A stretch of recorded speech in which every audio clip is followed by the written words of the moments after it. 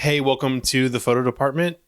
I'm recording this late Wednesday night so that I can put this up early Wednesday morning tomorrow, which is when you're watching this, or later.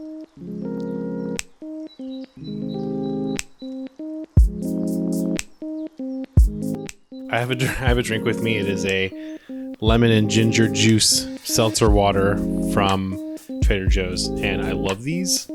They're so good. Not coffee for obvious reasons. Wait, what time is it? It's like 10 o'clock at night. If you haven't seen the video that I put out before this one, you should check that out first. It's right up here. It's the video about getting my Graflex speed graphic in the mail, unboxing it, and it being broken. But you should watch that video first. But if you've seen that video, basically I wanted to put this video out because I thought it would be fun to see the process of going through what it's like to shoot a broken camera, to test it out to see what is good and what is bad. I was interested to try this out because, one, I've never shot a 4x5 camera before, and two, because when I took this to an expert to assess it, they told me that the focal plane shutter mechanism needed to be worked on. The focal plane shutter itself has light leaks. He's shown a flashlight through the bellows and showed me all the light coming through the cracks in the focal plane shutter, which is a bummer and apparently very expensive to fix, though that didn't happen in shipping.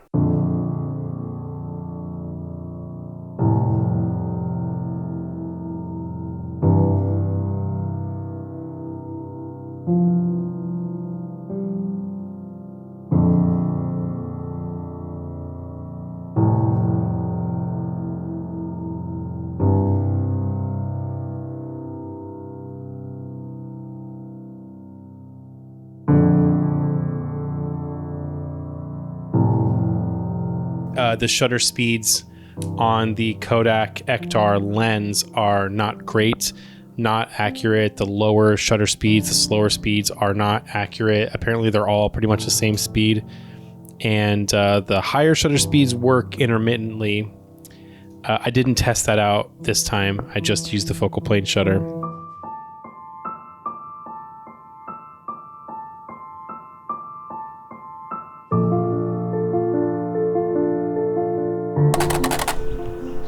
Let me see where I want to frame up. Probably where you're standing. Cool.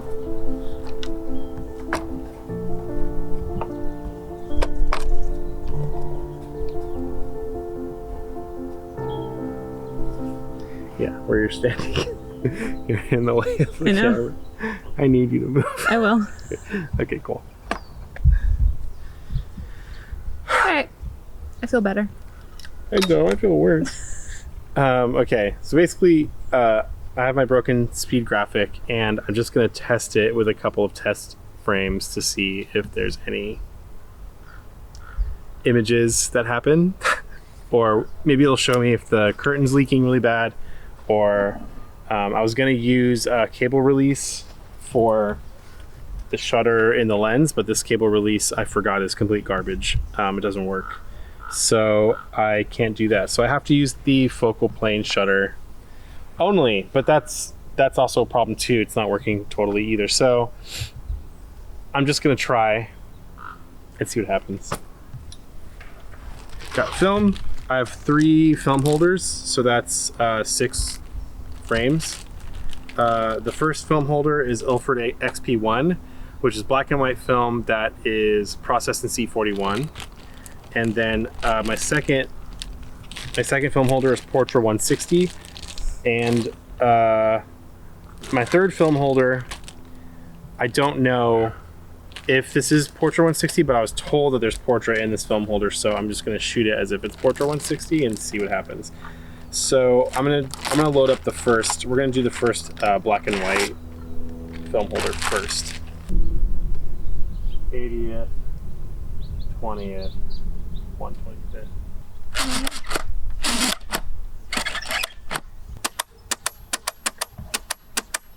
Okay, I've already what's the word? Focused.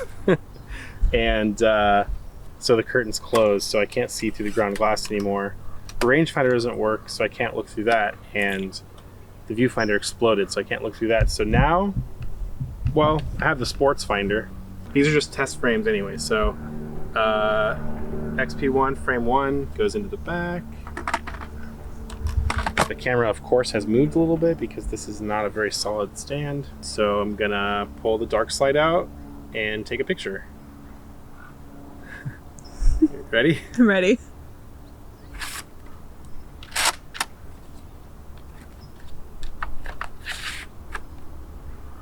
One picture done.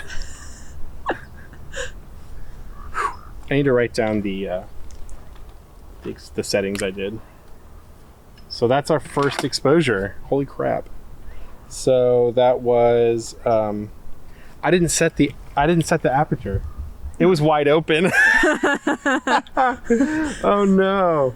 All right. The planet exploded. Well, that's gonna be really blown out. f1.7 1/80th of a second. Yeah. Yeah, that's not gonna look good. Let me try that again. We're gonna do f11 at 1. Shit. I am a moron. Okay. All right. We're back. Ilford XP1 number 2. Wait. I have set the aperture to f11, and now we're gonna do an exposure. So I got to go back to B. I'm still attention number 2. Here we go.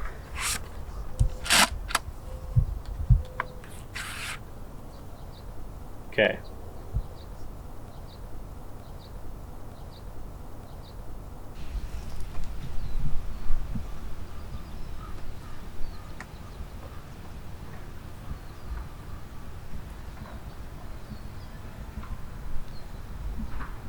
Okay, that's kind of interesting. So this is frame 3. Loaded this up last night. Let's see. Oh God, see how this moves? Yeah. That's not great for this. I need to get a tripod for this. It doesn't move. Okay, we're at f11 still. We are. Aperture is open. It is. Okay. Here's frame number 3, Portrait 160. Cross your fingers.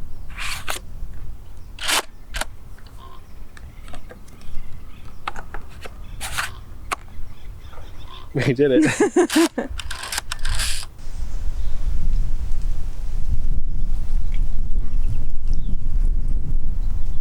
Squirrel. Okay. One more shot left. I think we're gonna do a shot of my camera person. Of me? Yeah, right there. So stand right there with the camera. Yeah, right there. That's perfect. That's what I would call perfecto, or as we say in Italian, perfecto. Okay. I'm gonna go 280. So that's gonna be C3.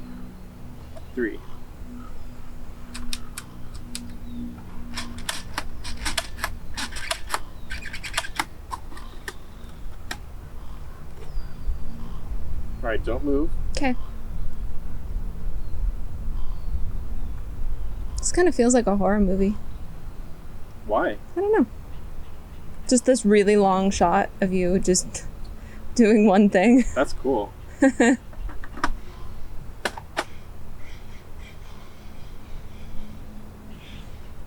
you ready? Mm-hmm.